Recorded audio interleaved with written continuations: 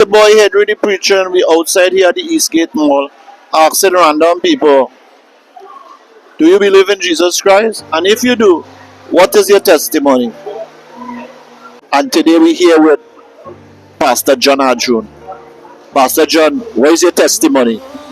Hey, Pastor Goodman. Greetings in Jesus' name. I want to share a recent testimony. Alright? There are things that are not beyond us as sons of God, even as men of God, what you call men of the cloth and stuff, right? And our physical bodies are still subject to things, and sometimes we need to be more careful what we put into our bodies, because our bodies are the temple of the Holy Spirit. On the last day of March this year,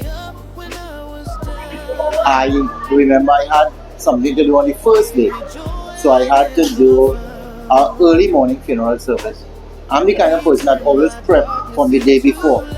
So that in the morning when I get up, it's just to organize and focus. So I don't have to worry about ironing and those kind of things. Bathe, shower, shave, do the needful, change and go. So I had to leave home early. That day I said I'll leave home about 5:30 because I get in a drop and set my vehicle down. And I know in previous time, trying to dye the hair, I had an allergic reaction where the head and the scalp would start itching, the face and the forehead and stuff, right? Sometimes even the hands. So I stayed away from putting dyes and those chemicals in my hair. But what happened is that day I say, you know what, I'll take it. But I'll take my allergy tabs before. So I popped 2 Piriton, not knowing that it should have been 1. So I popped 2 Piriton a few minutes before I went and proceeded to dye the hair. But immediately upon dyeing the hair, my scalp started itching, my forehead, my face and everything. And I started seeing these lines like wrinkles, nodes on my forehead and on my face. And then the itching, my neck, my arms started itching and stuff. So upon that, I immediately went and I washed out this dye from my hair and whatnot. But the residual effect was already in my system. And I went to lie down. And I said, let me call this sister who knows a little bit about medicine and hospitals and health centers and stuff. So I said, what I do? So she said, and no way am I trying to cast any aspersions. So she said, you have Piriton, take 2 more. So I proceeded to take the 2 Piriton. I never had side effects with Piriton and whatnot. And I took 2 Piriton and a loratadine, right? And about an hour after the itching would have left, I slept away. I fell asleep. But then I knew I had to organize for the next day. So I got up to iron and all this kind of stuff. And upon getting up now, I felt drowsy. If I didn't know what it is to be drunk. And the last thing I could remember is waking up with my head propped against the bathroom door. And I'm saying, thank God the bathroom door was a soft door.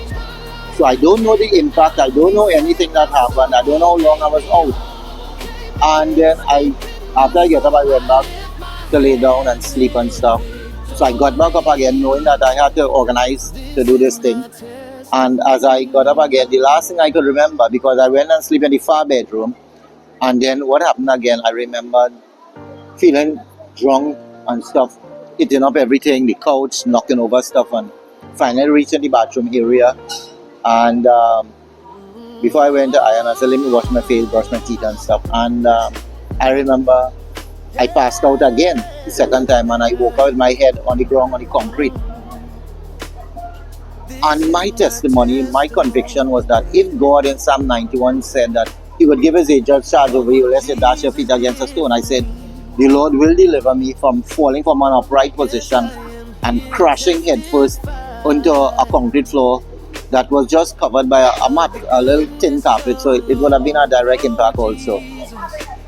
So I lay there on the ground until I gained consciousness again, and when I felt good, I went and did my stuff and still woke up Minister 4 and organized and went and did my stuff and whatnot, right? And on that day, God gave me the grace to do this service and whatnot, and for the day without headaches and stuff. Yes, I was now 100, but from the day after that, the headaches started.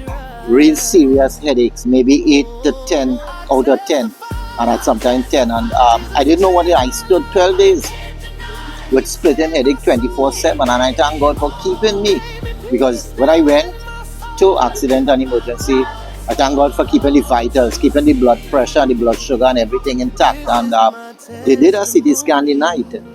Among other tests, ECG, heart was good, everything. And the next morning, between 5:30 and 6, the doctor came and whispered in my ear that the CT scan revealed that I had some bleeds in the brain, and they rushed me. They said next morning, go to the neurosurgeon in Mount Hope and whatnot. They gave me the authorization, and I went. And when I went, something happened, but God, not that God needs time to do anything, but they told me I need to come back because their system not picking up the CT scan from there. So I had to come back now and get it uploaded on a CD. And I went and got it on this CD and went there the next week. And as I sent it into radiology and whatnot, and as it came to quality, somebody from quality called me and told me the information on the CD is not mine, it's wrong. And I learned at that time not to be worried. All things work together for good to them that love the Lord. Maybe what if they had treated me for somebody else's problem, Pastor? What would have been my situation? Next thing, person had serious brain damage and they would open my head and do some surgery or some kind of thing, or give me tabs and meds that were too strong and were wrong. And then the second time, I brought another CD for them because their system so backdated. The CD was blank. And the third time when I went, I got a CD, I went and they said, they looked at it, but time had elapsed. And they said, well, no problem, whatever bleeds is there is minimal. Because they couldn't afford to give me any strong medication for pain that would thin the blood or anything like that. So then after that, they said, well, they put me on tramadol. And then when I went back again, the other doctor gave me some steroids and stuff. And the thing about that is that I went and I functioned as normal. And immediately upon getting the good news, headaches went and I felt good. But about 5 days after, Pastor, 5-6 days after, I had some excruciating pain in the head, the Monday and the Tuesday, but the Tuesday was worse. Every 5 minutes, the headache would come and last for about 5 to 10 seconds and go by. It was very uncomfortable and painful. And bright and early next day, I went to the accident and emergency department, which they sent me, the doctor recommended. And they did the tests and vitals were good. Thank God that the blood pressure was good.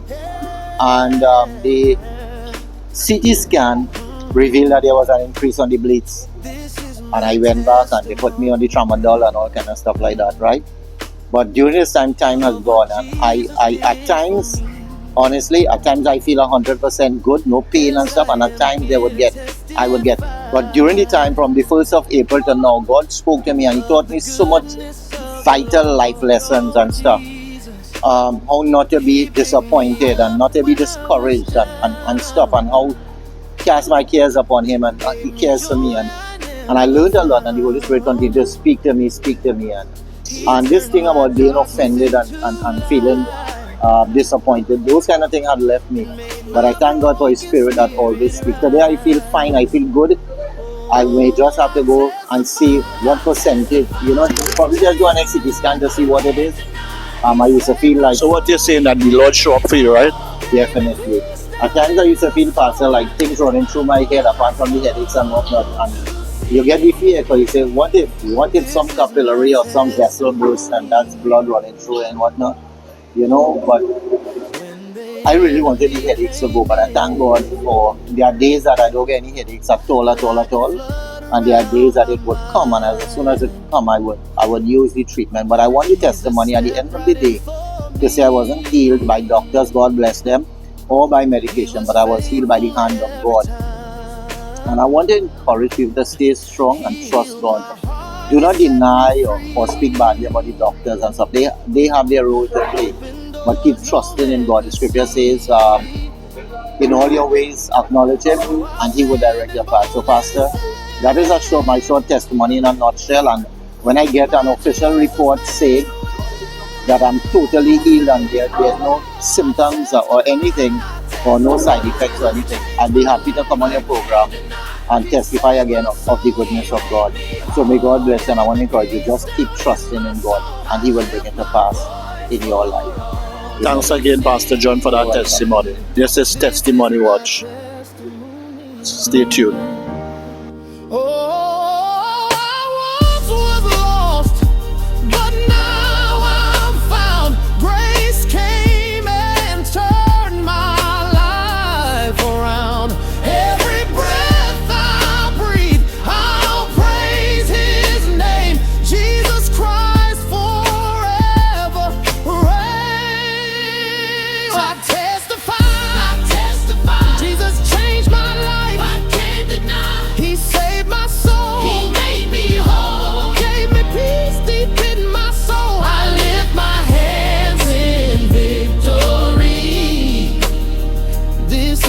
testimony.